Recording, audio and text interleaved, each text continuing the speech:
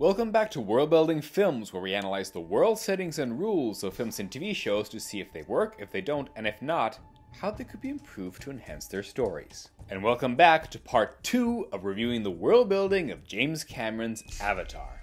We already covered how the moon of Pandora works and how it could be improved, and if you want to check that out, you can click on the corner right over there. But right now, it's time to take a deep dive into analyzing the most prominent species there, the Na'vi, who have much deeper implications than you'd might think. Implications, however, that you might miss upon. So don't forget to click the subscribe button so you can keep this all going and create this new world and make it grow all the way up to the moon. I mean, our moon, not Pandora, but whatever, you know what I mean.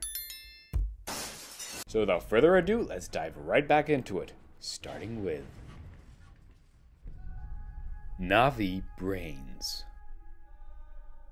So, as a reminder, the Na'vi are yes, tall blue cat-like people, but their main characteristic isn't their appearance, so much as their braids, called queues, which are actually long tails stemming from the back of their heads, and that they can use to connect with other animals, the tree souls, or even each other for fun times. Alright, very cool and all. Until I noticed something particular about them. See, it turns out that while us humans have our usual lobes of the brain, the Na'vi actually have 3 lobes. Or at the very least, they'd have an extra lobe compared to us. This is actually very interesting because an extra lobe is no joke. It would make one think that they are these incredibly intelligent beings capable of computing enormous amounts of information. And yet, no matter where they're from on Pandora, they all seem to sort of live in these kind of tribal-like societies. It's kind of the main theme of the whole franchise, cliché as it might be. How big bad humans will come and ruin nature with their big bad technologies and... yeah, you know the drill. Not that it's a bad message, but let's face it, it's like one step or degree above the boy meets girl trope. But anyway, yeah. Why is it that they have this extra lobe compared to us and yet seem to be pretty behind us in terms of intelligence and technology? What's the point of it? Well, I think I have the answer, and it all has to do with the type of lobe. One of the main differences between a regular Na'vi and an avatar, which is grown by merging both Na'vi and human DNA by the way, aside from having extra fingers, toes, etc., is that the queue connects to a different part of the brain. The avatars have their queue sprouting from further below, closer to the cerebellum part of the brain. Which makes sense because the cerebellum is actually the part of the human brain that is responsible for motor control. So might as well prioritize that part of the brain to strengthen the link between the human and their avatar. But not the Na'vi, who actually have their cues sprouting from further above on their brain. So why is a regular Na'vi's cue like this? And why does it give priority to this other lobe? What does that lobe do? What does it mean? Something's here I cannot see. What does it mean? What does it mean? Well, to answer that, we actually have to dive into the franchise's biggest element, and that is Eywa. The quote-unquote goddess that all Na'vi pray to and is said to control and connect all life on Pandora. And no, this is not actually cultural voodoo stuff. Even Grace in the film does state that it's a concrete, legit scientific thing that does connect everything on the moon. I'm not talking about some kind of pagan voodoo here. I'm talking about something real, something measurable in the biology of the forest. Which is what exactly? What we think we know is that there's some kind of electrochemical communication between the roots of the trees, like the synapses between neurons. It's more connections than the human brain. It's a global network, and the Na'vi can access it. They can upload and download data, memories, at sites like the one you just destroyed. Now, I have a theory. One that isn't that original and has been talked before online, but that I would like to expand upon. I think that Eywa, and by extent all of Pandora, might actually be one giant supercomputer. Yeah, I know, big shocker, it's not that hard to guess. All the roots of all the plans, not to mention the way the Na'vi connect to it all and are able to share experiences, upload memories, and more, clearly indicate that this is the case. But more specifically, I mean that Pandora as it exists now might actually be this way because of something that happened a very long time ago. Perhaps the Na'vi were actually a super advanced alien species, far beyond what even us humans might have reached by this point in time. However, these advanced Na'vi actually faced a problem. So, here's my theory. When they were developing so much, perhaps they used all their resources on Pandora, or heck, probably even from the other moons or Polyphemus itself, and were actually becoming dangerous. During this development, they might have become dependent on a super form of AI that they had constructed, and that was beginning to take control. Unlike the Terminator though, this wasn't an evil Skynet, but an AI that actually was programmed to take care of the well-being of the Na'vi. So, when the Na'vi started to become too powerful and out of control, this AI might have decided to intervene and sort of hit a reset button in a way, rewriting all of Pandora so that it's more organic based and deciding to merge technology with nature. AWA is simply the main operating system in a way, which ended up being reinterpreted by the Na'vi as this all-powerful being all-rounded and ended up having the name AWA. It's not seen as an actual goddess though, because the Na'vi don't really believe in the concept of actual gods, and are of the belief that it's all actually on the same plane of existence that just keeps recycling itself. A very pantheistic philosophy instead of an actual religion. And the best part of all of this? This AWA converted all of Pandora to serve the Na'vi exclusively. Think about it, there's plenty of animals on Pandora that the Na'vi can connect to that are perplexingly useful. For example, dire horses to rapidly rush across plains, the mountain banshees to fly, and elus to swim, among other kinds of creatures for transportation. Some have other uses too though, like the gill mantle, which are jellyfish-like things that latch onto your back and help you breathe underwater. Or hell, even the tulkun, these enormous whales that, unlike other creatures, actually have their Q inside of their mouths. Why would that be the case? Because these creatures are meant to be emergency pods for all Na'vi to use to escape and hide underwater in case of possible invading and threatening forces from outside their world. They're sort of organic lifeboats or submarines, if you will. And if you think I'm exaggerating by saying that all the animals on Pandora are there to serve exclusively the Na'vi, then answer me this. While the tribes certainly connect with the animals a lot, why don't we ever see any animals connecting to other animal species on Pandora? The answer? 'Cause it's useless. They might be some fusion between organic and technological pieces that the Na'vi actually did use in the past and that they can also use as food if needed. In short, they're actually organic machines. Plus, they have physical traits that are very different from the Na'vi as well. If you think about it, only the Na'vi seem to have 2 eyes, 4 limbs, and any indication of fur, while all the other creatures have smooth skin or scales, and it might be because they're technically less organic than the Na'vi. Most of them have 4 eyes to keep a better eye out for any danger, and as mentioned before, they have an extra pair of limbs to better interact with their surroundings when the Na'vi control them. And yes, it's true that there are predators in Pandora that can actually attack the Na'vi, but at that point we can say that it's the actual organic part that's taking over. It's the price to pay for not making them entirely just machines, and they keep the Na'vi actually active and energetic instead of just couch potatoes if everything really was just catered for them. It's actually all a balance, so much so that, yes, while the Na'vi can be heartbroken if some of them are attacked by these creatures, they still fully accept things just the way they are, including their philosophy that energy is borrowed, not given or lost. And if you want further proof of this theory, this all-encompassing fusion between nature and technology can be found in the Na'vi themselves, since it turns out that they actually produce a natural form of carbon fiber that actually coats their very bones to make them way stronger and tougher. And they have bones reinforced with naturally occurring carbon fiber. They are very hard to kill. The Na'vi are actually part technology as well, except that it's so seamlessly fused with their organic part that you can't tell the difference. Just like with the rest of how this whole planet works. Why would this otherwise be the case unless everyone and everything is this fusion between nature and technology, all meant to connect together into one giant main consciousness? And that's not even the best part. See, because they already are this fusion between nature and technology, they kind of don't need nor crave anything else. We strive for simplicity here. We do without all those modern conveniences you take for granted. Like neural net computers? Like plumbing. And to tie us back to our previous point, this would be caused by how the Na'vi brains work.